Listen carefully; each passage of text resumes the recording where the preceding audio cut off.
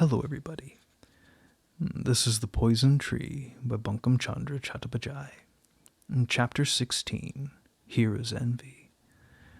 Rising in the morning, Hira went to her work. For the past 2 days there had been a great tumult in the Datta house because Kunda Nandini was not to be found. It was known to all the household that she had gone away in anger. It was also known to some of the neighbors. Nagendra heard that Kunda had gone, but no one told him the reason. He thought to himself, Kunda's left because she does not think it right to remain in the house after what I said to her. If so, why does she not go with Kamal? Nagendra's brow was clouded. No one ventured to come near him. He knew not what fault Surjamukhi had committed, yet he held no intercourse with her, but sent a female spy into the neighborhood to make search of Kunda Nandini. Surjamukhi was so much distressed on hearing of Kunda's flight, especially as Kamal Mani had assured her that what Debendra had said was not worthy of credit, for if she had had any bond with Debendra during 3 years, it could not have remained unknown, and Kunda's disposition gave no reason for suspicion of such a thing. Debendra was a drunkard, and in his cups he spoke falsely. Thinking over this, Surjamukhi's distress increased. In addition to that, her husband's displeasure hurt her severely. 100 times she abused Kunda, 1,000 times she blamed herself. She also sent people in search of Kunda. Kamal's postponed her departure for Calcutta. She abused no one. She did not use a word of scolding to Surjamukhi.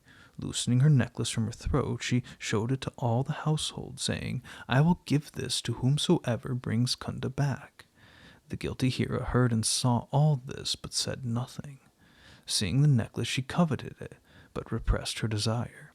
On the 2nd day, arranging her work, she went at noon, at which hour her grandmother would be bathing, to give Kunda her meal. At night the two made their bed and laid down together. Neither Hira nor Kunda slept. Kunda was kept awake by her sorrow. Hira by the mingled happiness and trouble of her thoughts.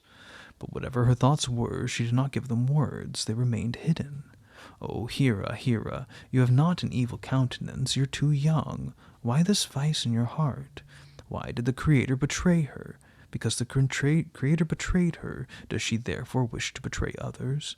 If Hira were in Surjamukhi's place, would she be so deceitful? Hira says no, but sitting in Hira's place, she speaks as Hira. People say all evil that occurs is brought about by the wicked. Wicked people say I should have been virtuous, but through the faults of others have become evil. Some say, why has not 5 become 7? 5 says, I would have been 7, but 2 and 5 make 7. If the Creator or the Creator's creatures had given me 2 more, I should have been 7. And so thought Hira. Hira said to herself, now what shall I do? Since the Creator has given me the opportunity, why should I lose it through my own fault? On the one side, if I take Kunda home to the Dattas, Kamal will give me the necklace, and the Grahini will also give me something. Shall I spare the Babu? On the other hand, if I give Kunda to Debendra Babu, I shall get a large sum of money at once. But I can't do that. Why does Debendra think Kunda so beautiful? If I had good food, dressed well, took my ease like a fine lady in a picture, I could be the same. So simple a creature as Kunda can never understand the merits of Debendra Babu. If there were no mud, there would be no lotus. And Kunda is the only woman who can excite love in Debendra Babu. Every one to their destiny. But why am I angry? Why should I trouble myself? I used to jest at love. I used to say it's mere talk, a mere story. Now I laugh no longer. I used to say, if anyone loves, let him love. I shall never love anyone. Fate said, wait, you will see by and by. In trying to seize the robber of others' wealth, I've lost my own heart. What a face, what a neck, what a figure. Is there another man like him? That the fellow should tell me to bring Kunda to him. Could he set no one else to the task? I could have struck him in the face.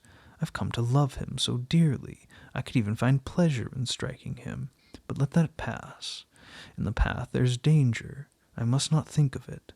I have long ceased to look for joy or sorrow in this life. Nevertheless, I cannot give Kunda into Debendra's hand. The thought of it torments me. Rather, I will so manage that she shall not fall in his way. How shall I effect that?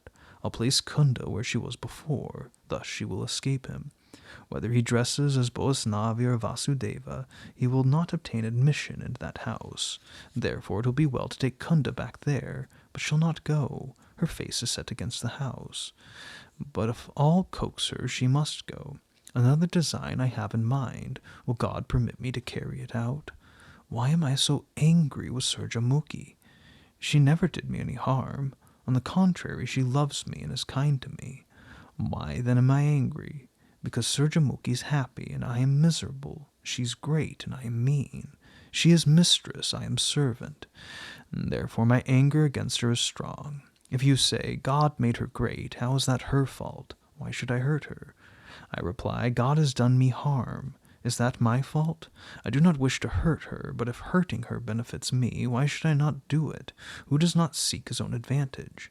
Now I want money. I can't endure servitude any longer. Where will money come from? From the Datta house. Where else? To get the Datta money, then, must be my object. Everyone knows that Nagendra Babu's eyes have fallen on Kunda. The Babu worships her. What great people wish, they can accomplish. The only obstacle is Surjamuki. If the two should quarrel, then the great Surjamuki's wish will no longer be regarded. Now let me see if I cannot bring about a quarrel. If that is done, the Babu will be free to worship Kunda. At present, Kunda is but an innocent, but I will make her wise. I will soon bring her into subjection. She can be of much assistance to me. If I gave my mind to it, I can make her do what I will. If the Babu devotes himself to Kunda, he will do what she bids him, and she shall do what I bid her. So shall I receive the fruits of his devotion. If I am not to serve longer, this is the way it must be brought about.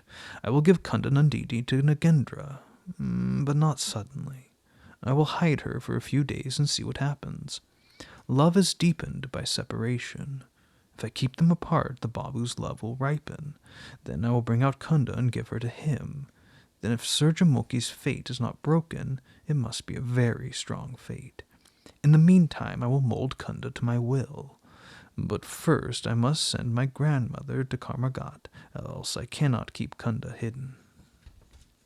With this design, Hira set about her arrangements. On some pretext she induced her grandmother to go to the house of a relative in the village of Karmagat, and kept Kunda closely concealed in her own house. Kunda, seeing all her zeal and care, thought to herself, there is no one living so good as Hira. Even Kamal does not love me so much.